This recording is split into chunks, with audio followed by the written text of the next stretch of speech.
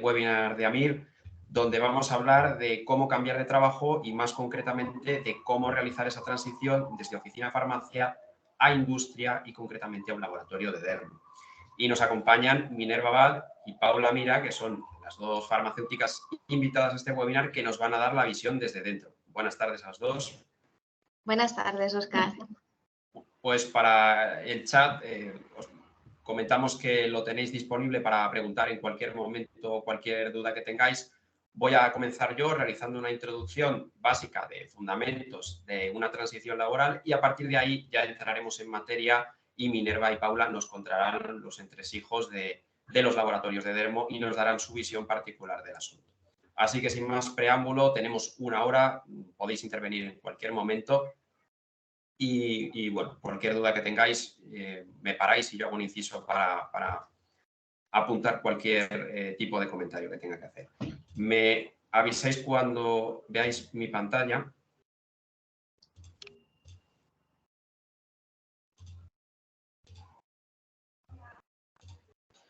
No sé si ya se ve. Sí, ya se ve. Vale, pues me imagino que de los que estéis aquí puede haber muchos casos, habrá algunos que tengáis decidido y muy claro que queréis trabajar en industria y en qué posición queréis hacerlo. Otros puede que a lo mejor os llame la atención, pero no hayáis decidido de toda esa cantidad de departamentos y cargos en dónde os gustaría desarrollar vuestra carrera profesional y a lo mejor otros directamente no sabéis qué queréis hacer, pero sí sabéis que no queréis trabajar en farmacia porque no es un entorno de trabajo que se ajuste a vuestras necesidades. Y lo que os voy a explicar yo a modo de introducción son 3 fundamentos muy sencillos, muy prácticos y directamente aplicables para cualquier transición laboral. El primero de ellos que tenemos que tener muy claro es qué variables intervienen en un proceso de cambio. Muchas veces pensamos que, bueno, cambiar de trabajo es tan sencillo como actualizar el currículum que tengamos, empezarlo a enviar a las empresas y ya está. Y es cierto que es una versión simplista, pero en realidad hay más complejidad y debemos profundizar en el tema si queremos conseguir este objetivo. En una transición laboral simplemente tenemos 3 variables. Una de ellas es el punto de partida, la segunda es el objetivo final, ese objetivo que nosotros buscamos, y la tercera va a ser la fuerza del salto. A mí me gusta representarlo con la metáfora de Super Mario, porque Super Mario representa muy bien lo que es una carrera profesional. En cualquier juego de plataformas tenemos que conducir un personaje que debe esquivar una serie de obstáculos e ir dando una serie de saltos para alcanzar una meta. Y es que el paralelismo, en este caso, es perfecto. Como decíamos, todos tenemos siempre un punto de partida. Esa situación de base existe aunque estemos desempleados. En ese caso, el punto de partida será en la situación de desempleo. Después tenemos que tener un objetivo final y es muy importante que este objetivo final sea específico. Cuando hablamos de que queremos trabajar en industria, no estamos determinando un objetivo específico. Industria farmacéutica es un conglomerado muy grande de divisiones, departamentos y cargos y aunque puede que muchos de ellos tengan factores en común, también tienen diferencias considerables que al final son responsables de que nuestra candidatura encaje o no y sea considerada apta para ese trabajo. Y por último tenemos esa fuerza que nos permite dar el salto que viene definida por nuestra candidatura. 2 cualidades básicas de una candidatura son, uno, la fuerza intrínseca, si yo tengo una candidatura muy potente porque tengo mucha experiencia, una formación de muy buena calidad o competencias muy desarrolladas, y en segundo lugar, pero no menos importante, la dirección del salto. Muchas veces nos encontramos con un problema que sucede cuando un candidato, que a lo mejor tiene un perfil muy bueno, pero muy orientado, vamos a poner al departamento comercial, decide que ya no quiere dedicarse a ventas y que, bueno, pues se ha llegado el momento de irse a departamento médico porque quiere ser MSL.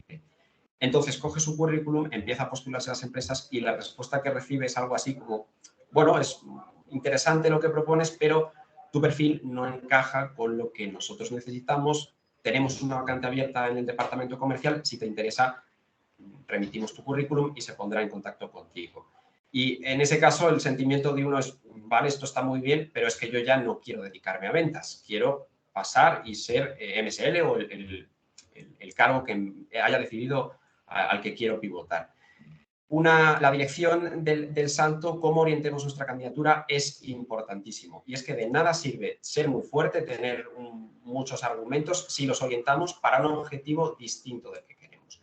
Paula y Minerva nos van a hablar de estos objetivos, nos van a desgranar qué posiciones hay, qué competencias, en qué consiste el trabajo de cada uno de esos puestos para que nosotros podamos afinar, podamos entender qué necesitan las empresas y podamos preparar nuestra candidatura y formarnos en aquellas áreas que todavía no tengamos desarrolladas para que podamos conseguir esta transición. ¿Qué hacemos cuando nuestra candidatura no es todavía lo suficientemente fuerte o tiene el desarrollo que necesita? Mejorarla. Y la idea de la mejora, que es muy importante no olvidarse de ella, es que existen muchas formas. La primera que nos viene a la cabeza es la formación, pero no debemos olvidarnos de que hay otras alternativas, como conseguir experiencia en posiciones similares, certificaciones que muchas veces son necesarias para poder ejercer un determinado cargo, y la comunicación, importantísima y que se manifiesta de muchas formas, desde negociar con la empresa esas condiciones finales, a resolver objeciones que puedan existir porque yo vengo de un sector profesional diferente. Claro, la empresa no sabe si me voy a saber adaptar bien, no. Yo tengo que justificar y argumentar que eso no va a ser un problema y tengo que saber rebatirlas. En definitiva, hay muchas formas de mejorarla. La diferencia entre eso que necesitamos para poder optar a ese puesto de trabajo y lo que actualmente tenemos es lo que se llama brecha. Por poner un ejemplo, si yo ahora mismo soy farmacéutico comunitario y lo que quiero ser es farmacéutico comunitario en otra farmacia, la brecha será ninguna. La brecha es igual a 0, luego es una transición que yo puedo hacer directamente sin ningún esfuerzo. Esto nos permite clasificar las transiciones en dos tipos: factibles, que son aquellas que podemos conseguir, y las no factibles, que son aquellas para las que en un único salto no vamos a estar capacitados. Necesitamos una planificación de carreras que a más largo plazo nos permita ir adquiriendo las competencias necesarias y pasando por los puestos necesarios para lograr ese objetivo final. ¿Por qué nos interesa el laboratorio de Dermo? Porque la transición, la brecha desde farmacia comunitaria siempre es menor. Y es que vosotros, por vuestra actividad profesional, conocéis muy bien el producto, conocéis sus indicaciones, conocéis los resultados que proporciona e incluso conocéis a la competencia, al laboratorio que vende ese producto, lo que en su conjunto hace y os proporciona que tengáis una ventaja competitiva con respecto a otros profesionales que no trabajan ni dominan este tema, ya sea bioquímicos, biotecnólogos, biólogos o muchos otros profesionales que también son candidatos de industria farmacéutica. El punto número 2 es lo que yo llamo la metáfora de la navaja suiza, que es una metáfora que representa la importancia de no obsesionarse tanto con añadir información a nuestro currículum y hacerlo con añadir lo necesario. Y remarco lo necesario porque eso es lo verdaderamente importante. Aquí os pongo de ejemplo una navaja suiza, la Victorinox, que es concretamente el modelo que más herramientas tiene, el más grande, en un total de 75. Fijaos el calibre de esta navaja. Y bueno, ante esta perspectiva yo os planteo el siguiente ejercicio. Vamos a ofrecérsela a un jardinero. Un jardinero es un profesional que realiza una actividad profesional definida con sus tareas y sus funciones y nosotros vamos a ofrecerle esta herramienta de trabajo. Esto no es diferente del día que vosotros vayáis con vuestro currículum a la empresa a poner a su disposición una serie de cualidades por las que pretenderéis cobrar un salario. Así que nosotros vamos con esa misión y le ofrecemos a ese jardinero esta navaja. ¿Qué creéis que nos dice? ¿Le entusiasma y nos pide 5 unidades? ¿No le gusta nada o ni fu ni fa? Pues probablemente nos diría algo así como que, oye, qué interesante, qué bien está esto, me gusta mucho, pero es que no termino de verlo en mi día a día, en la función de mi trabajo. No termino de verlo. O sea, me gusta sí, pero no. Una respuesta muy típica que dan las empresas a los candidatos en los procesos de selección. Y lo interesante de esto es qué ocurriría si en lugar de esta herramienta de trabajo, de esta propuesta, ofreciésemos esta otra, que es un modelo específicamente diseñado para el trabajo de jardinería. ¿Gustaría más? ¿Interesaría más? Pues con una altísima probabilidad, sí. Y eso es lo curioso, eso es lo paradójico. ¿Cómo puede ser que una herramienta que en principio solo tiene 5 funciones pueda resultar más interesante que una que tiene 75 y nos ofrece un espectro de posibilidades casi infinito? Es algo que parece que no tiene sentido, pero sí que lo tiene, porque en realidad esta navaja nos ofrece las funciones exactas, las herramientas que se necesita en ese trabajo. Nos pagan por esto. Al final, esto es una representación de la tendencia que tenemos a la hora de diseñar un currículum, donde quizás nos sentimos gobernados por el síndrome del impostor y tenemos la tendencia a añadir información, pensando que si no, no somos válidos, o que a lo mejor, por si acaso, pudiera estar bien incluir un dato adicional. Pero en realidad lo que la empresa espera es que nosotros comuniquemos de forma muy directa y de forma muy sencilla aquellas 5 cosas que de verdad les interesa y por las que nos va a pagar ese salario. Todo esto lo que hace es perjudicar y enmascarar y dificultar que la empresa encuentre lo que de verdad le interesa. En la búsqueda de empleo, en industria farmacéutica, los procesos de selección tienen muchísimos candidatos y ahí no se concede el beneficio de la duda a nadie. Si a la empresa, al técnico de selección, no le queda claro en qué consiste esa candidatura y qué ofrece, va a ir directa a la pila de descarte. Por eso es tan importante. Vuestra situación de partida vais a tener una imagen similar a esta, donde vais a tener herramientas, competencias que ya tenéis y otras que todavía o no tenéis adquiridas o no las tenéis desarrolladas lo suficientemente como para ser considerados aptos en ese trabajo. ¿Cuál es el objetivo? Desarrollarlas. Y ahora vamos a ver qué maneras hay y qué maneras, qué competencias se demandan en cada uno de esos trabajos. En definitiva, quedaos con esta imagen y es que cada trabajo, cada profesión, cada cargo específico tienes una navaja. El jardinero, ¿qué le interesa? Esta navaja. Al rescatista, ¿qué le interesa? Esta navaja. La general, la que tiene de todo, está muy bien, está bien vista por todos, pero a la hora de la verdad, cuando cada profesional tiene que decidir con qué se queda, eligen la específica, eligen la suya propia. Y esto es muy importante porque en un proceso de selección no existen medallas de plata ni premios de consolación. Si queremos el contrato, en algún momento tenemos que ganar. Luego, una propuesta que apueste por esta filosofía tiene un pronóstico mucho peor que una que busque dar con la tecla. ¿Vale? Las competencias no son buenas ni malas per se, son buenas o malas para un trabajo específico. Por ejemplo, hablar ruso está muy bien si va a ser una herramienta de trabajo y lo vas a utilizar en tu día a día. Si no lo vas a utilizar nunca, quizás deberías priorizar desarrollar primero otras competencias que vayan a ser más funcionales en ese ámbito. Y por último, la especificidad tiene un problema y es que nos puede y nos lleva muchas veces a caer en la maldición del experto. La maldición del experto se define muy bien por esta imagen que veis aquí. Es un pueblo que me imagino que todos conoceréis. Bueno, en realidad no, porque es una representación de un pueblo local que yo sí que conozco muy bien. Y es la maldición del experto, consiste en esa tendencia que tenemos a pensar que lo que es muy bien conocido por nosotros va a ser igualmente bien conocido por el resto. No tiene que ser así y lo más importante es tener la premisa de que nunca hay que asumir que alguien sabe de lo que estás hablando. ¿Por qué digo esto? En un currículum se ve a punta pala este tipo de expresiones y concretamente he cogido 4 que a vosotros os van a resultar más familiares. ¿Por qué? Porque como farmacéuticos comunitarios todos estamos familiarizados con estos términos y sabemos qué significan y a qué nos estamos refiriendo. Pero en el momento en el que cambia el registro, en el que yo busco dirigirme a otro sector profesional, para ellos esta terminología ya es desconocida y no saben ni en qué consiste ni para qué les sirve. Y como ejemplo os traigo este fragmento es de un currículum, está extraído de un currículum real de una persona que era el caso inverso. Era una persona que tenía experiencia profesional en industria farmacéutica y quería hacer la transición a oficina de farmacia.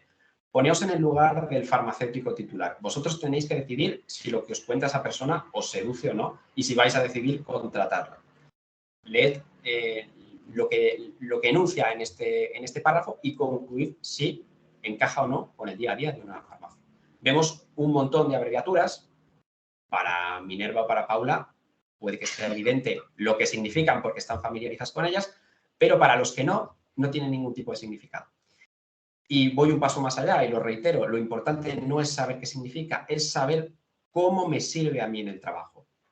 Por ejemplo, USP, BP, ¿de qué estamos hablando aquí? Si estamos hablando de farmacopeas, a un farmacéutico titular abreviadas, probablemente no entienda, no caiga, pero si tú le hablas de una farmacopea, sabe perfectamente de qué está hablando. Es más, si en su farmacia hace formulación magistral, podrías encauzar la argumentación por ahí para convencerle de que ese dominio que tú tienes le va a ser beneficioso y le va a ser útil en la actividad de la farmacia.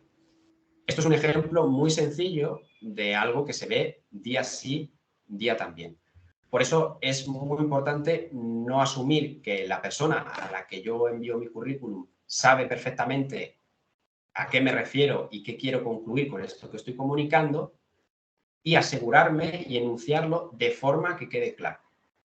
Siempre buscamos la relación porque en una transición laboral lo que venimos haciendo, este tipo de actividades, no las vamos a seguir haciendo.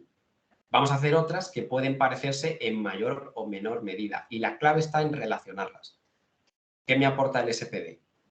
Que sé trabajar en un entorno de trabajo muy estructurado, adecuado a la norma, donde tengo que evitar contaminaciones cruzadas, donde debe existir un proceso de doble verificación. Vale, eso puede ser útil en un departamento de calidad. ¿Por qué? Porque tiene similitudes, tiene factores en común. No puedo limitarme a decir, es que he hecho SPD. Tengo que relacionarlo para que a la empresa le quede claro que eso que yo ofrezco puede serle útil. Entonces será cuando entienda que lo que ofrezco tiene un atractivo, tiene potencial, y decida contactarme para tener una entrevista y, por supuesto, considerar mi candidatura para el puesto. Tres fundamentos muy sencillos, muy prácticos, imprescindibles.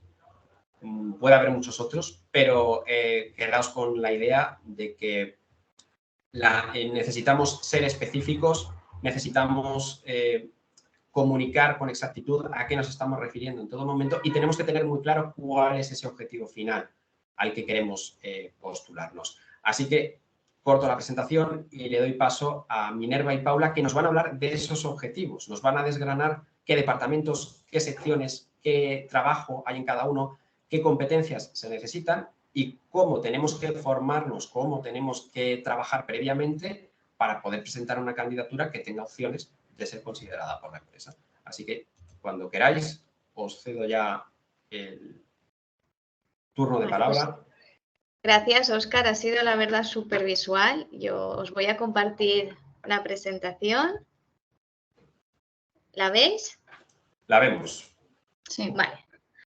Pues, bueno, un poco a raíz de lo que nos ha comentado Óscar, es verdad que en la industria cosmética, y supongo que cualquier tipo de industria, buscamos especialistas, porque ahora es verdad que con la simple licenciatura pues no va a ser suficiente. Necesitamos una formación especializada, para poder integrarnos bien en un equipo de trabajo, en un departamento dentro de la industria, sin que la empresa tenga que hacer una inversión tanto en tiempo como en recursos de cualquier tipo para formarnos. Entonces, eso nos va a facilitar ese salto que nos comentaba Óscar. Paula y yo, las dos no estamos en industria cosmética, las dos somos farmacéuticas y, bueno, ocupamos departamento de I+D principalmente, y yo también estoy como responsable técnico de la empresa. Entonces, con esta presentación hemos querido haceros una fotografía de los departamentos más habituales en industria cosmética, en qué consisten cada uno de ellos y cómo nosotros, como especialistas en dermo y farmacéuticas, cómo podemos intervenir en cada uno de ellos o qué formación necesitaríamos para ocupar un puesto en estos departamentos. Aquí os he representado un poco los más significativos: el departamento de I+D, que principalmente se dedica a la formulación, al desarrollo de nuevos productos cosméticos; el departamento de calidad. Os explicaremos en detalle, pero la calidad dentro de la industria cosmética, igual que en la farmacéutica, es un punto importantísimo. O sea, la calidad y la seguridad del producto van a primar ante todo. Entonces, es muy importante que este departamento sea fuerte en la empresa. El departamento de producción, ¿vale?, que es el departamento que se encarga de gestionar esa fabricación de los productos cosméticos. El departamento de regulatory, que es toda la parte de, de documentación y de gestión de todo el tema legal con respecto al producto cosmético. Este departamento puede estar integrado en el departamento de I+D o puede que no esté. Puede estar también en el departamento de calidad o simplemente ser un departamento independiente, pero tendrá que ir muy de la mano con formulación y, por lo tanto, con I+D. Dirección técnica, que es la figura que un poco enlaza todos estos departamentos y supervisa toda la parte técnica de una industria cosmética para garantizar la seguridad y la calidad del producto en el mercado. Y el departamento de marketing, marketing/comercial, ¿vale? Tanto el departamento de marketing como el departamento comercial necesita un asesoramiento técnico para comunicar el producto correctamente e introducirlo en el mercado de forma correcta. Entonces, ahí el departamento de I+D también tiene que estar muy de la mano de estos departamentos para facilitar la comunicación del producto.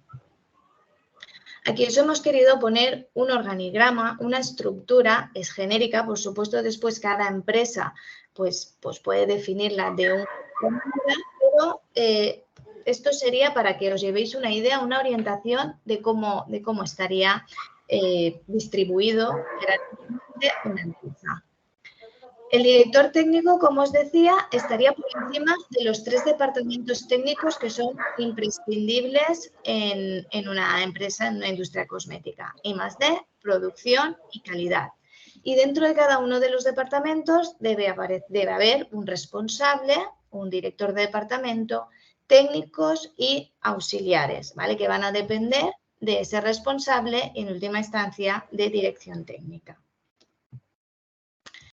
De forma para que sepáis un poco qué perfil puede optar a cada uno de estos puestos de trabajo. Como responsable, todas las empresas de industria cosmética va a seleccionar una persona que sea graduada, un farmacéutico, químico, biólogo. Y como decía Óscar muy bien, los farmacéuticos dentro de la industria cosmética jugamos con ventaja con respecto al resto de perfiles, porque tenemos un conocimiento del producto, de dermo, y también porque tenemos conocimiento de toxicología.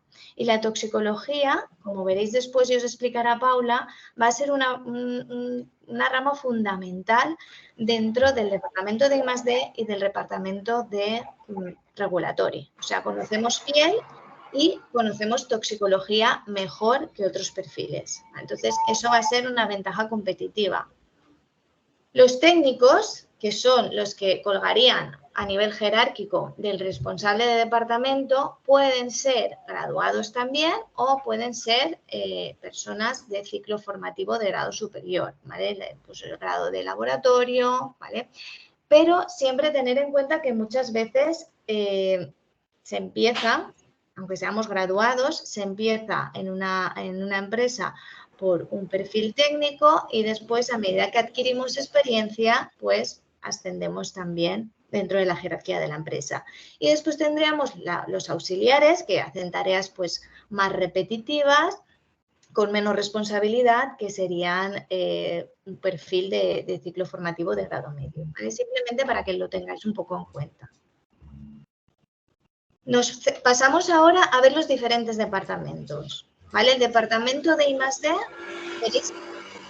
Minerva, perdona que te corte, porque en la presentación no se ve, yo no veo el pase de diapositivas al menos. No sé si lo estás pasando. Sí. ¿No lo veis? Bueno, no, se ahora ve, sí. Ahora sí.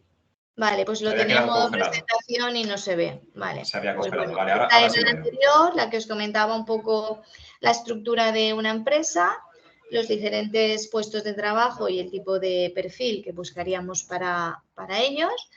Y aquí ya entraríamos en el departamento de I+D. ¿Vale? En el departamento de I+D, estos son los puntos claves a desarrollar en un puesto de trabajo dentro del departamento.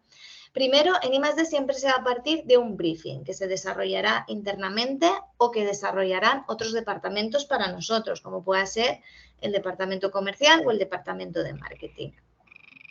Después, hay una parte muy importante que es la formulación, ¿vale? Cualquier persona que quiera optar a un departamento de I+D tiene que saber formular y para ello tiene que tener una formación específica. Aquí sí que ya nos vale lo que hayamos estudiado en la carrera porque no hay contenido suficiente en ninguna, tampoco en farmacia, para poder ser expertos en formulación, con lo cual aquí sí que tenemos que, si queremos dar ese salto, pues buscar una formación especializada que nos cubra esta necesidad. Y después dentro del departamento también se gestionan diferentes tipos de estudio que ahora veremos, pues estudio sobre producto, estudio de seguridad, estudio de eficacia y el PIF. El PIF es el dossier donde hay una parte de toxicología bastante importante que va a garantizar que ese producto en el mercado no va a generar ningún problema y que va a ayudarnos a cumplir con el reglamento cosmético.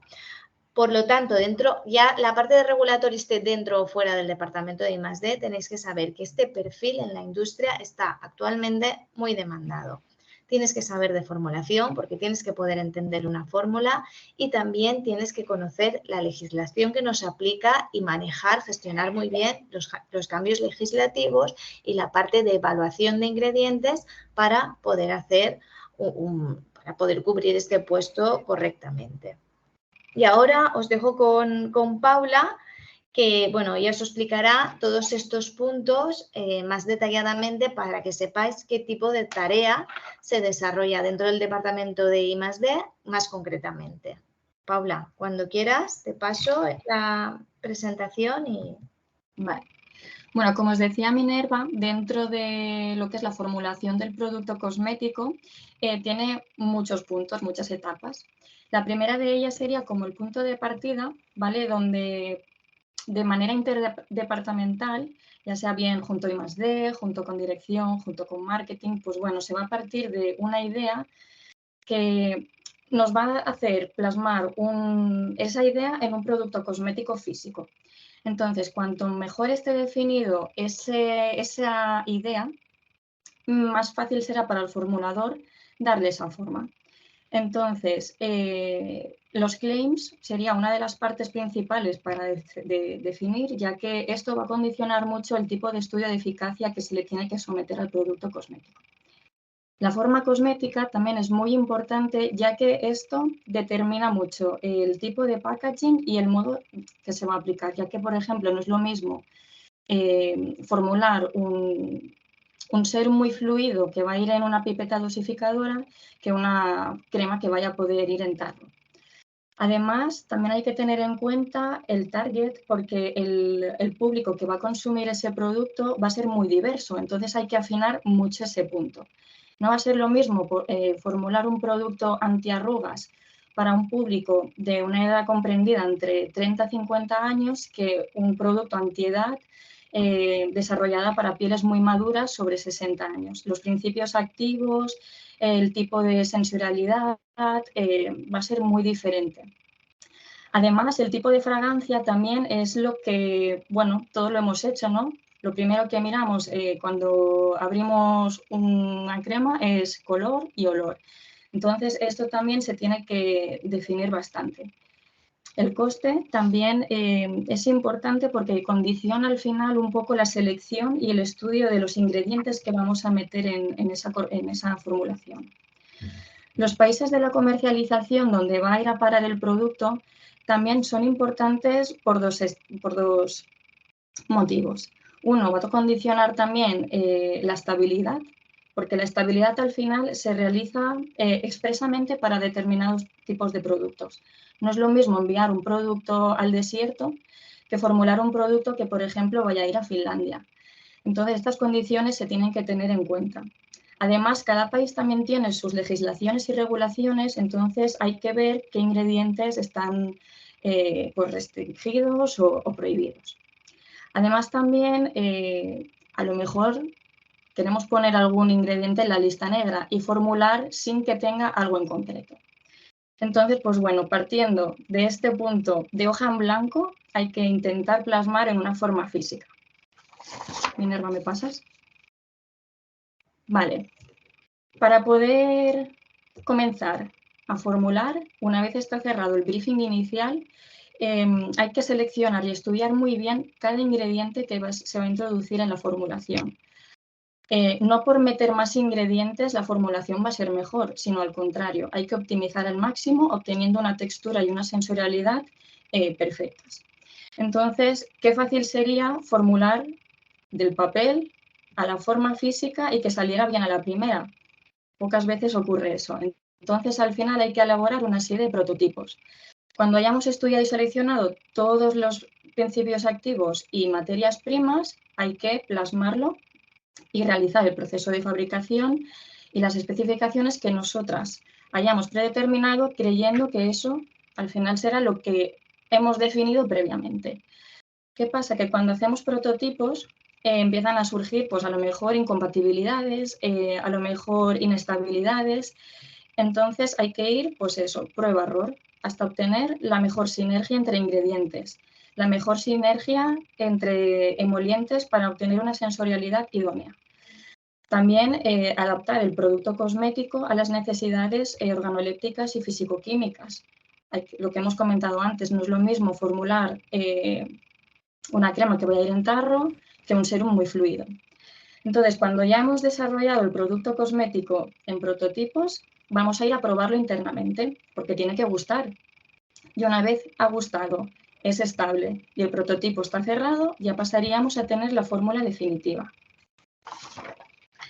A ver, esto que os ha comentado Pablo, claro, vosotros a lo mejor decís, vale, esto es cómo se trabaja, ¿no? Los pasos a seguir dentro de un laboratorio, dentro de la parte de formulación, pero ¿cómo aprendo yo todo esto, ¿no? ¿Cómo adquiero esa experiencia? ¿Cómo lo hago? ¿No? Porque a veces cuando uno empieza o cuando uno quiere empezar a desarrollar una tarea nueva, pues tiene muchas dudas.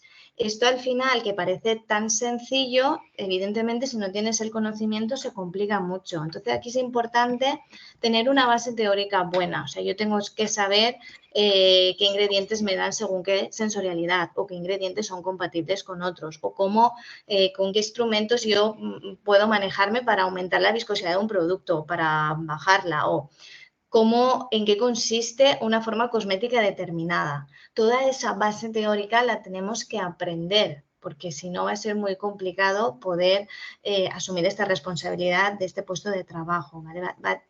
Va a ir unido de una base teórica muy buena e ir desarrollando la experiencia, ¿vale? Si tenemos la posibilidad de hacer prácticas, ya sea en un curso, en un máster o ya sea en alguna industria, prácticas voluntarias, pues todo eso va a ir sumando para que ese salto que comentaba Óscar no sea tan grande, ¿no? Todo eso va a ser valorado, o por lo menos nosotros así lo hacemos a la hora de contratar a alguien, ¿vale? Que veas que ya tiene una base teórica y que además pues ha adquirido cierta experiencia o incluso una vez trabajando, pues bueno, ya os contaré después, pero podéis desarrollar pues ciertas habilidades e ir combinándolo con vuestro trabajo, ¿vale? Con lo que estáis desarrollando en ese momento en la empresa, si lo que estáis buscando es un salto de un departamento a otro. Perdona, Paula, te paso, ¿eh? No, te va. Sí, como decía Minerva, al final la base teórica es que es imprescindible. Bueno, como hablábamos sobre la fórmula definitiva que ya está cerrada, hay que realizar una serie de estudios sobre el producto. En primer lugar, tendríamos estabilidades convencionales que serían de medio a largo plazo, pueden comprender entre 3 y 6 meses e incluso 2 años. Entonces, lo que se pretende con este tipo de estudios es detectar inestabilidades físicas y químicas, ya que al final se somete el producto a diferentes condiciones de temperatura y humedad. Al final, por ejemplo, si tenemos un producto que a 4 grados puede cristalizar, pero se revierte este proceso cuando se atempera, pues es un proceso aceptable dentro de la química del mismo producto.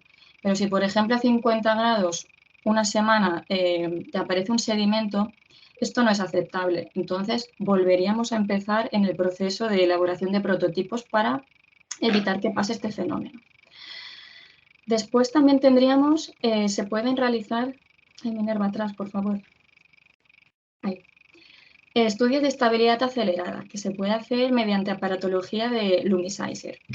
Con estos equipos lo que se hace es someter al producto a condiciones exageradas de temperatura y revoluciones por de minuto para así determinar de forma precoz las inestabilidades físicas. Se puede predecir el tiempo de vida útil del producto cosmético, por ejemplo, pues 36 meses a 25 grados, si el producto es estable de forma física, 1 mes a 50 grados, 6 meses a 40, esto es variable, pero ya te da una idea de cómo se va a comportar el producto en un futuro. este estudio que comento ahora no sustituye al original, es complementario. Además, también está el factor del acondicionado primario. Hay que estudiar todas las interacciones posibles que pueden aparecer entre el packaging y nuestra fórmula. Pueden haber migraciones, puede haber pérdidas de peso, pueden haber pérdidas. Entonces, pues bueno, esto se tiene que evaluar porque al final es el que también va a proteger tu producto del medio y es importante que la compatibilidad sea muy buena. Y por último, de los más importantes sería el challenge test, que sería el test de eficacia del sistema conservante, ya que, a ver, el conservante lo que hace es evitar la contaminación del producto cosmético durante el uso razonablemente previsible y normal. Entonces, ¿en qué consiste? Pues es en contaminar de forma artificial con cepas controladas el producto y ver si el conservante evita que prolifere la contaminación microbiana. Y si es así, ha pasado el test y el sistema es perfectamente idóneo para el producto cosmético. ¿Pasas? Bien, siguiendo con los estudios que se tienen que realizar sobre el producto, estarían los estudios de seguridad. Estos estudios se realizan para evaluar la tolerancia y la inocuidad del producto cosmético antes de lanzarse al mercado. La mayoría de estos estudios se realizan ya sobre voluntarios, ya que al final lo que debemos de garantizar es la seguridad del producto sobre la salud humana. Entonces, uno de los ejemplos que he puesto, porque hay muchísimos, sería, por ejemplo, el patch test, que es el test del parche cutáneo de 48 horas, que consiste en aplicar el producto sobre la espalda del voluntario unas 48 horas y estudiar y evaluar si ha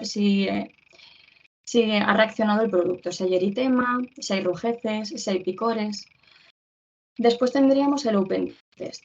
El open test sería más para productos de una sola aplicación, en condiciones reales, por ejemplo, en productos de tinción capilar o permanentes. Los test de uso también sería otro ejemplo, que ya sería una aplicación más real de lo que sería el uso de un producto. Por ejemplo, si queríamos determinar un producto despigmentante durante 28 días y queremos ver cómo reacciona la piel ante, por ejemplo, el ácido cógico. Después tendríamos el HEDCAM, el test de irritación cutánea, que esto sería ya más enfocado a productos dedicados al cuidado del contorno ocular, como puedan ser bifaces desmaquillantes o contornos de ojos. Y luego tendríamos el test de fototoxicidad y el SPF. El SPF en sí también, aparte de ser un estudio de seguridad, sería más bien también un estudio de eficacia. Con todos estos estudios, lo que venimos a decir es que hay que garantizar la seguridad en un uso más o menos real del producto cosmético. Aparte de estos estudios, en la siguiente diapositiva tendríamos los estudios de eficacia. Estos estudios dan soporte a los claims que queremos reivindicar sobre el producto en el packaging. Estos estudios se pueden realizar de forma interna en la empresa o de forma externa. Si se realizan de forma interna, tienen que estar bien estandarizados y bien protocolarizados, porque al final también se realiza mediante instrumental. Entonces, tiene que estar todo bien detallado y con consentimientos informados con los voluntarios. Aparte, estos test también pueden ser in vivo, como puede ser antiarruga, reafirmante, de hidratación, antibrillos, seborreguladores. Hay una infinidad de estudios in vivo realizados sobre voluntarios y se realizan con una aparatología instrumental determinada. Por ejemplo, en estudios seborreguladores pues se pueden estudiar sondas de sebuméter o de hidratación con sondas corneométer. Hay varios. Y luego, como estudios in vitro o ex vivo, os he puesto un test de antioxidante, antipolución, a lo mejor puede ser estímulo de síntesis de colágeno. Hay una infinidad, pero bueno, os he puesto un breve resumen de lo que se podría hacer.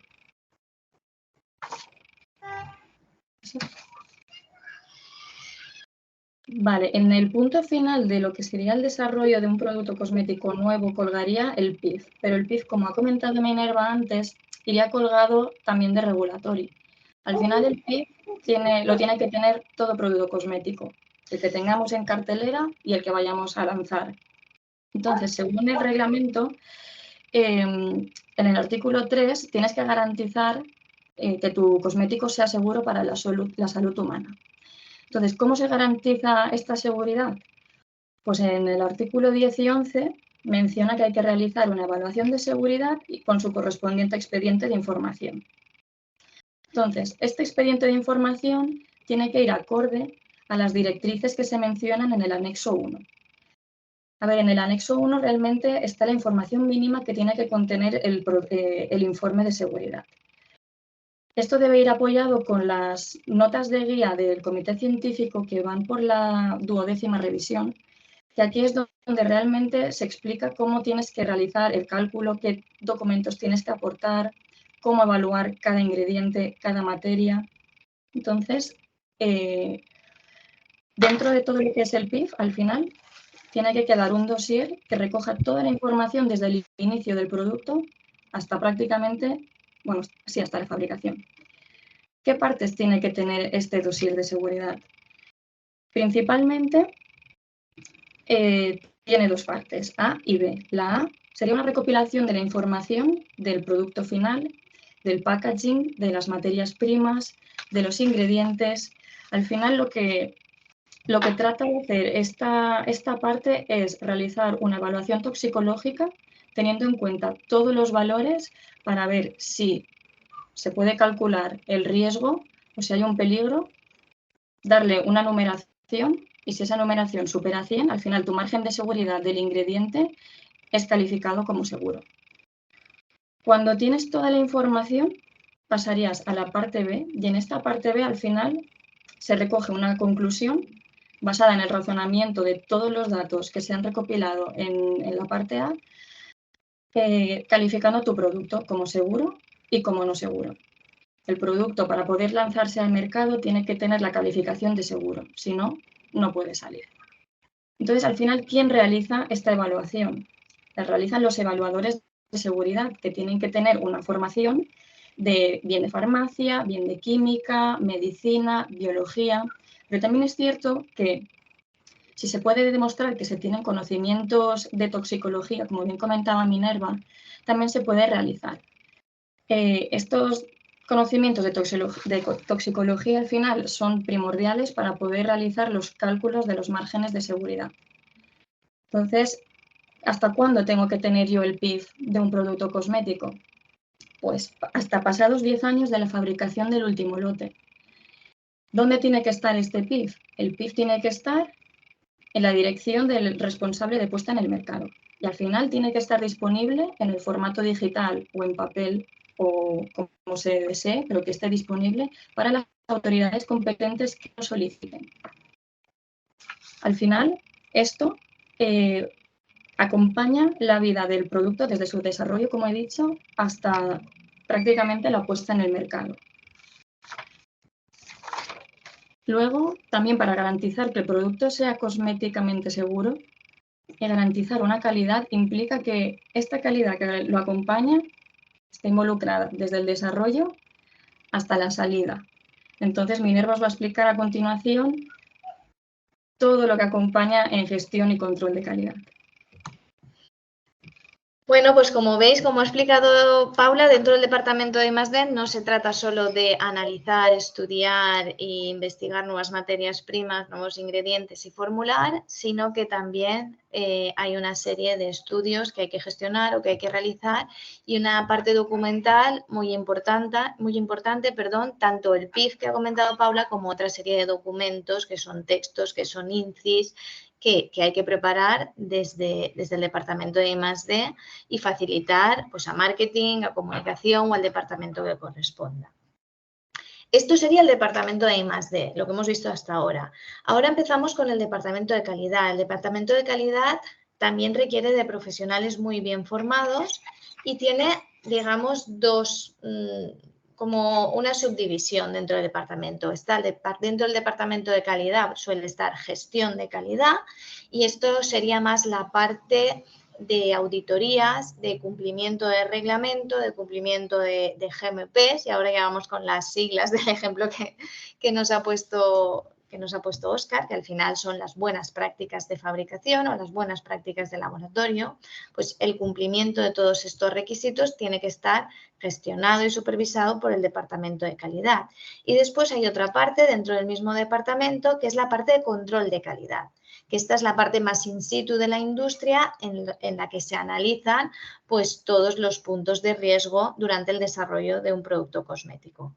Aquí os he puesto el artículo 8, que son las buenas prácticas de fabricación o GMPs, y para su control se requiere de un profesional formado que pueda hacer contacto con las autoridades sanitarias y con cualquier tipo de inspector que venga a la empresa para certificarnos de ISOs, para certificarnos de ISF, ¿vale? Diferentes certificaciones que al final lo que hacen es confirmar la calidad en la que se produce un producto cosmético dentro de esa industria.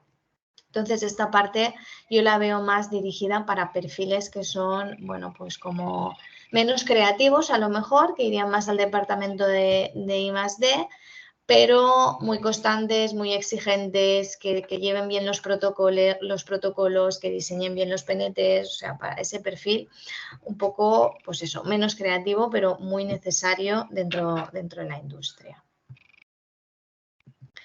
Y aquí estaría, en este diagrama os he querido plasmar lo que haría de referencia al control de calidad. ¿En qué consiste un control de calidad o qué tengo que hacer yo como profesional si estoy dentro de ese área del departamento de calidad? Pues bueno, en este caso lo que tenemos que hacer es garantizar la calidad durante todo el proceso. ¿Cómo? Estableciendo controles, y para eso hay que tener criterio. ¿Vale? En este caso necesitamos una persona capaz de analizar los datos, revisar muy bien los históricos, ser capaz de sacar información de los datos que se van recopilando en los diferentes puntos del desarrollo y establecer controles que minimicen el riesgo de cualquier problema. ¿Dónde hacemos controles de calidad? Pues en las materias primas, desde que entran, ¿vale? La materia prima va a ser fundamental porque de eso parte nuestro producto cosmético, con lo cual tenemos que establecer controles en las materias primas, tenemos que establecer controles en la fabricación, en el granel que se fabrica, establecemos controles en el área de envasado y en los envases, en los acondicionados, establecemos controles en la instalación, en el agua de consumo, en las limpiezas, todo eso tiene que estar muy pautado y muy controlado. Y, por supuesto, en la puesta en el mercado, ¿vale? En la fase final de las líneas de envasado que ya llevan el producto a la comercialización. ¿Vale? Al final, todos estos controles no es poner un control y ya está, ese control se tiene que verificar, tenemos que ser conscientes de que existe el fallo humano, de que existe el fallo mecánico, ¿no? Entonces hay que pautar muy bien todos esos controles. Por eso decía que es muy importante analizar datos y estar constantemente pensando en cómo mejorar el proceso. Dentro del departamento de calidad, la mejora continua es fundamental, entonces tenemos que estar muy bien formados en cómo hacerlo y cómo ir desarrollando estrategias que mejoren calidad y seguridad de producto. Y por último, llegamos, bueno, por último no, perdón, pero llegamos a la parte de producción, ¿vale? La parte de producción es un departamento que cada vez está incluyendo más técnicos formados en dermocosmética, porque no es lo mismo producir una rueda de camión o un tornillo que un cosmético. Es importante que sepamos, digamos, las debilidades de un producto cosmético y cómo gestionarlas. O sea, si yo voy a dirigir un departamento de producción, tendré que saber que un cosmético es susceptible a la contaminación. Entonces, habrá determinadas cosas que no puedo hacer. Entonces, para eso está el departamento de calidad que va a pautar muy bien qué se puede hacer y qué no.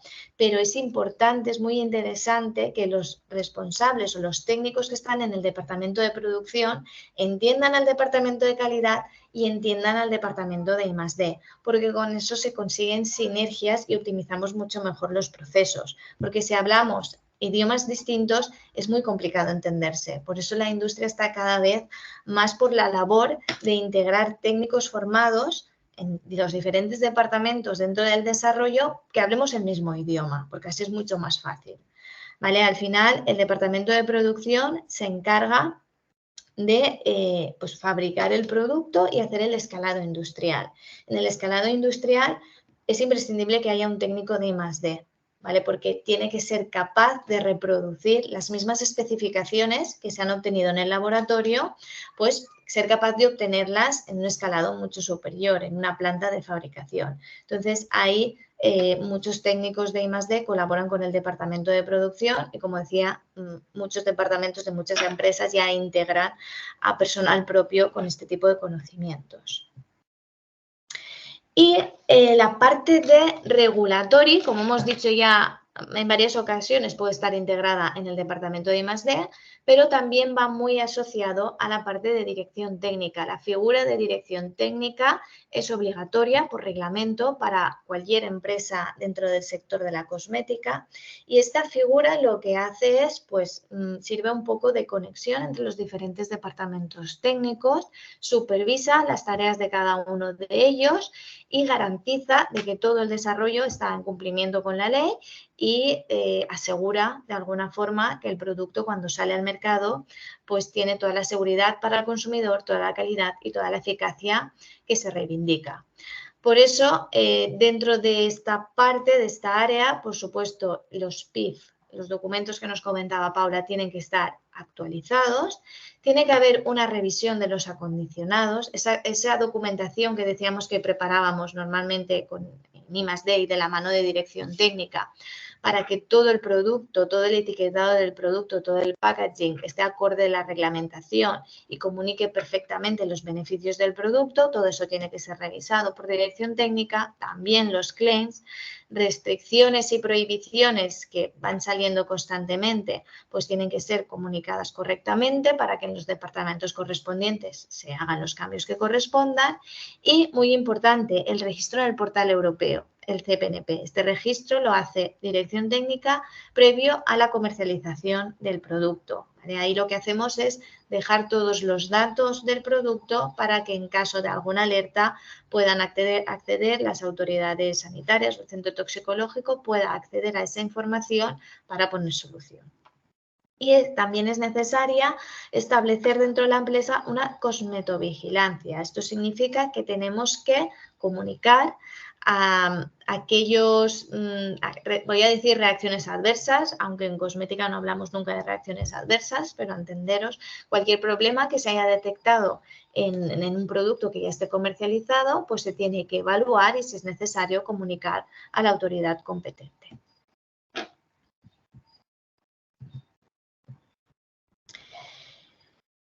Dirección técnica, tenéis que tener en cuenta que es el interlocutor de las autoridades sanitarias. O sea, cada empresa va a tener su director o directora técnica que sea el que vaya a comunicar cualquier cosa con la autoridad sanitaria o en el caso de que tengamos una inspección, pues es el interlocutor de la empresa con sanidad. Va a estar presente en todas las auditorías, por lo tanto también va a tener que coordinar todo este tema de auditorías, certificados, inspecciones con el Departamento de Calidad y, como os decía, controlará, supervisará el resto de departamentos técnicos. Al final, con todo esto de la mano del director técnico, va a tener que certificar todos los lotes que se fabrican. O sea, cada lote que se fabrica de cada producto cosmético pasa por la supervisión de dirección técnica. Disculparme un segundo.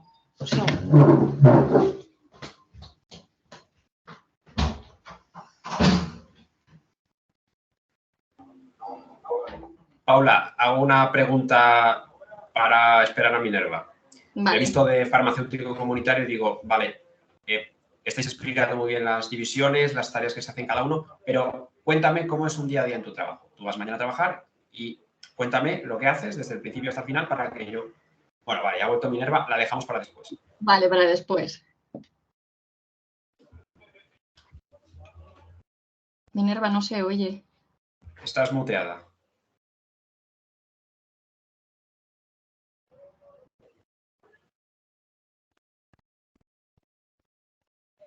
Mamá, ¿cómo va?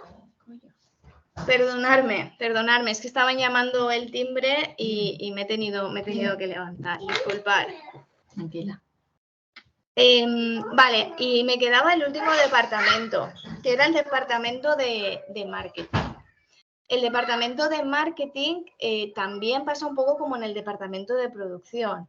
Últimamente ha estado incorporando cada vez más técnicos, a lo mejor menos expertos en tema publicitario y de comunicación, pero que tengan un conocimiento en Dermo y un conocimiento técnico importante.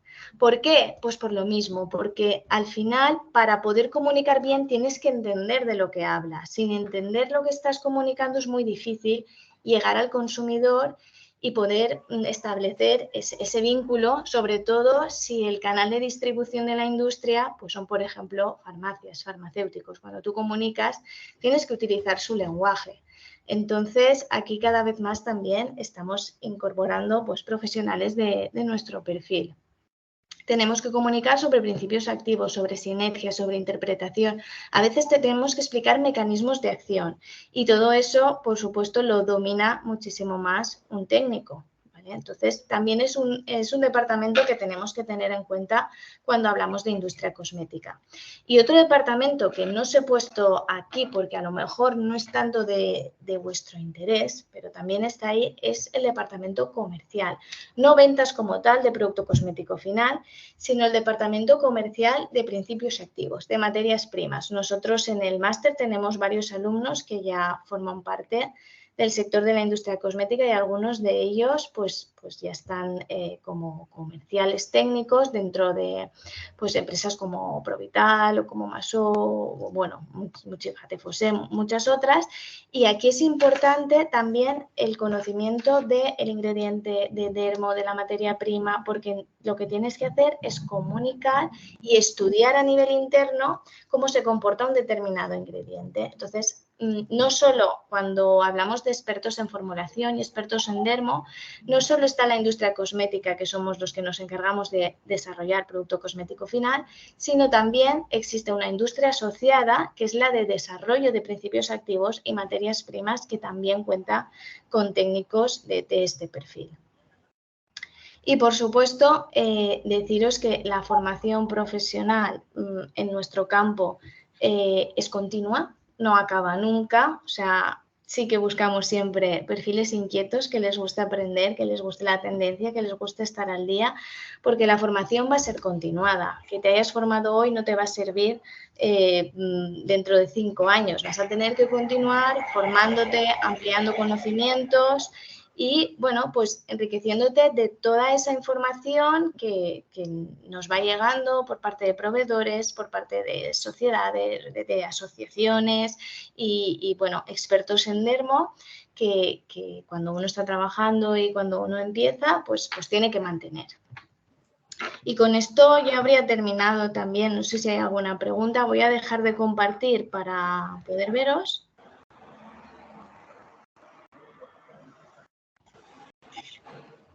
¿Me oís? Yo lo sigo viendo todavía. Sigo viendo la presentación todavía. ¿Sí? A ver. Pues en teoría he dejado de compartir. Bueno, no pasa nada. Pasamos al turno de preguntas. Mientras esperamos si hay alguien en el chat que quiera preguntar algo, yo antes le preguntaba a Paula, decía que habéis contado muy bien cómo es la estructura industrial y dentro de cada departamento qué actividades se realizan, pero yo quería que me comentaseis cómo es el día a día, para que yo me haga una idea si el día de mañana yo decido seguir vuestros pasos, mañana miércoles vais a trabajar primera hora hasta la última hora, ¿cómo es vuestro trabajo? ¿Qué hacéis? Bueno, pues depende del día, ¿no? Porque nuestro trabajo, si tiene algo positivo, es que no es muy monótono. Cada día tenemos una cosa distinta.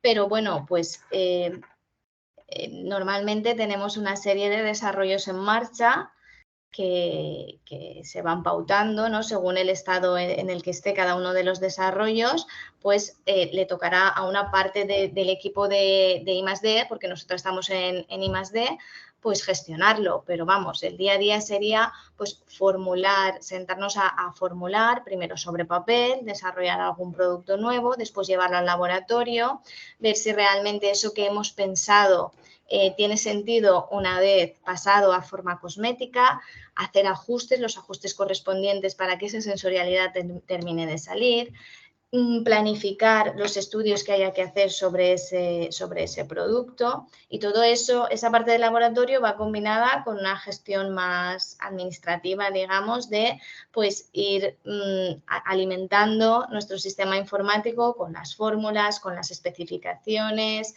revisar que todos los ingredientes pues sean compatibles para ese producto, que todo el proceso de fabricación sea correcto para que el auxiliar pueda reproducir la fórmula.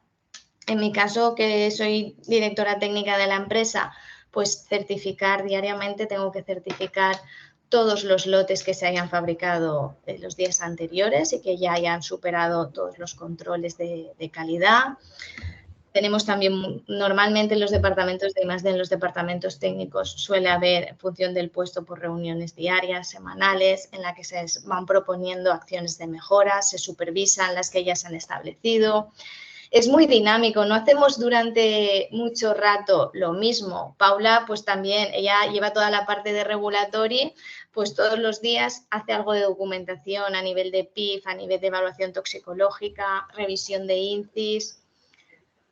No sé, son muchas tareas que se realizan de forma diaria prácticamente.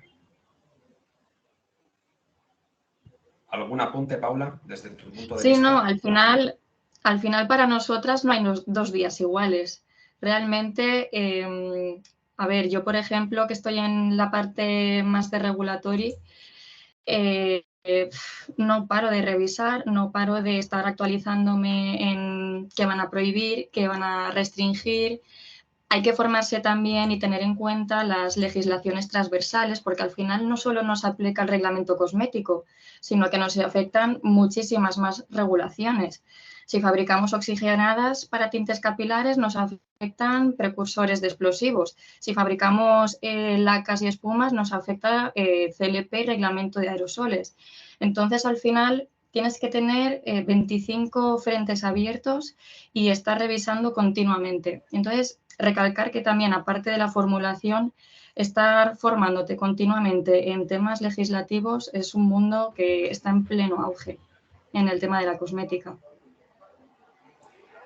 Otra pregunta que va a interesar mucho a cualquier farmacéutico comunitario es que, puestos a hacer esta transición, siempre asumo que tendré que empezar desde posiciones poco ambiciosas, desde abajo, cargos más junior, por así decirlo, y el tema es que a mí me preocupa mucho perder poder adquisitivo desde mi posición actual. Si consideramos Convenio Nacional de Oficina de Farmacia, estamos hablando de alrededor de 30.000 euros brutos anuales. Entonces, a la hora de planificar esta transición, ¿en qué divisiones, secciones, cargos podría amortiguar esa hipotética pérdida de poder adquisitivo, si es que la hay? Si no, darme alguna estimación.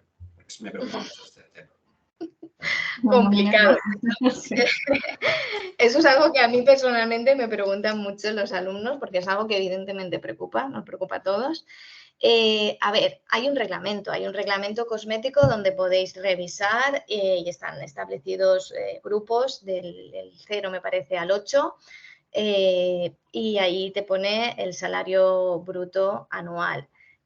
A ver, evidentemente una empresa te puede contratar como grupo que considere en función de las tareas, porque ahí sí que es verdad que nuestro convenio no se paga por la titulación que tengas, se paga por las tareas que vayas a desempeñar. Entonces, dentro de un departamento como puede ser el de I+D, si tú estás contratado para formular, pues vas a tener que, debes estar en un grupo 5, 6, te corresponde más bien el 6, ¿vale? Y el 6 no llega a 30.000 euros que tú me estás comentando, si no me equivoco. No tengo ahora yo en mente, son 26, 28.000 por ahí. ¿Vale? Entonces no llega. Ese es un problema que puedan tener, bueno, pues las personas que vayan a querer hacer esa transición. Después, el grupo 7 y el 8, pues superarían. Eso si la empresa va a convenio. Eso es, y entiendo que eso es algo que tú tendrás que negociar con la empresa. También depende de dónde esté ubicada la empresa. No pagan igual las empresas que están en Barcelona o en Madrid que las empresas que están pues, en una localidad más pequeñita. Eso supongo que es como en cualquier otro sector. Pero no es un convenio que esté súper bien pagado, ¿no? Tampoco súper mal, y normalmente todas las empresas trabajan con objetivos y con incentivos. Eso también es verdad, que eso tú tienes que sumarlo a tu base salarial, que sería un poco el correspondiente a las guardias que puede hacer un farmacéutico de oficina de farmacia. Pero a lo mejor al principio, como tú dices, que no, yo sí que es muy difícil que te ofrezcan un perfil de responsable dentro de una industria si estás empezando, y probablemente sí que tengas que sacrificar un poco, pues durante un tiempo que tendrás que negociar con la empresa, pues esa parte salarial. Yo también recomiendo que, bueno, para mí la actitud es mucho más importante incluso que la formación que puedas tener, porque la formación, ya cuando estamos buscando a una persona para ocupar un puesto de trabajo, la formación se da por hecho, por lo menos la básica. Y si tú estás demandando ya, si tú estás pidiendo ya, buscando personal para un puesto muy específico, como pueda ser formulación, pues ya pides también que tenga un máster o que tenga una formación complementaria a su titulación de farmacéutico, lo que sea. Entonces, como eso ya, digamos que lo damos por hecho, la actitud es muy importante. Y aunque empieces con un perfil que no sea tu objetivo, pues yo creo que la intención de querer aprender, la implicación que tengas con el departamento, incluso el poder solicitar a la empresa fuera de tu turno, imagínate que entras en un departamento de control de calidad, de que estás haciendo controles y a ti te interesa llegar a I+D. Pues hombre, yo valoro muy positivamente que esa persona no le importa a lo mejor quedarse un rato más y decir, bueno, ¿os importaría que me vaya formando en I+D? ¿Os importaría que eche una mano aquí para...? Al final yo creo que también, sumado a toda la formación, sumado a tu currículum, pues hay que tener un poco de actitud e intentar implicarse para llegar al objetivo final. Y una pregunta más, relativa esta vez al tema de los horarios. La farmacia preocupa mucho el horario, suele ser también un punto que precipita querer salir de ahí si el horario es partido, si hay muchas rotaciones, guardias. En general, eso es un motivo para querer cambiar de trabajo, incluso muchas veces más que el salario. ¿Cómo está en industria este tema? Al menos desde vuestro punto de vista, desde en Nivel, vuestra experiencia personal, ¿qué departamentos tienen mejores horarios o hay departamentos que tengan horarios especiales, que tengan que trabajar de noche? ¿Solo afecta a operarios y personal no cualificado? ¿Cómo está el tema? Aquí sí que ganamos, aquí ganamos la batalla, porque el horario, en el caso de Paula y mío, nosotras trabajamos de 7 a 3, de lunes a jueves y de 7 a 2 los viernes. O sea que intensivo de mañana. Las industrias del sector, las que nosotras conocemos, pues o hacen ese horario o trabajan de 8 a 5. ¿Vale? No, los departamentos de I+D no suelen hacer turnos, hacen turno de mañana o jornada partida, pero no suelen rotar. Garantía de calidad, por ejemplo, tampoco. Y bueno, control de calidad, dependiendo de la empresa, pues sí que podría tener 2 turnos e incluso 3 en la parte de técnicos y auxiliares, ¿vale? En nuestro caso, pues los responsables de departamento nunca hacen turnos y siempre hacemos, pues eso, de 7 a 3. Nunca se trabaja los sábados ni tampoco los domingos. Piensa que nuestro convenio son 1.790, creo, horas. Nosotros trabajamos 39 horas semanales. Que ahí sí que creo que es una ventaja, por lo menos por lo que a mí me llega, porque la gente de oficina de farmacia pues hace turnos un poco raros, va cambiando turnos y entonces pues es más complicado organizarse, ¿no? Sobre todo a nivel personal, familiar, etcétera. Pues no tenemos ninguna pregunta en el chat. Por mi parte ya pasan 15 minutos de la hora. Minerva, como directora del máster, te dejo clausurar este webinar. Bueno, pues nada, yo encantada de haber colaborado contigo en este webinar y bueno, para los que estén interesados, si necesitan cualquier información, que ampliemos algún contenido o tienen interés en alguna cosa en particular, pues por supuesto se pueden poner en contacto con Amir, conmigo y resolvemos las dudas que sean necesarias. Y desde mi experiencia, yo siempre digo que el que no arriesga no gana, así es que, bueno, yo animo a todo el mundo a que persiga su objetivo, que si lo persigues lo puedes conseguir, si no está complicado. Desde luego que sí. Pues muchas gracias a todos y esto ha sido todo. Cerramos la sesión. Muchísimas gracias. Gracias. Hasta luego. Chao, Paula. Adiós.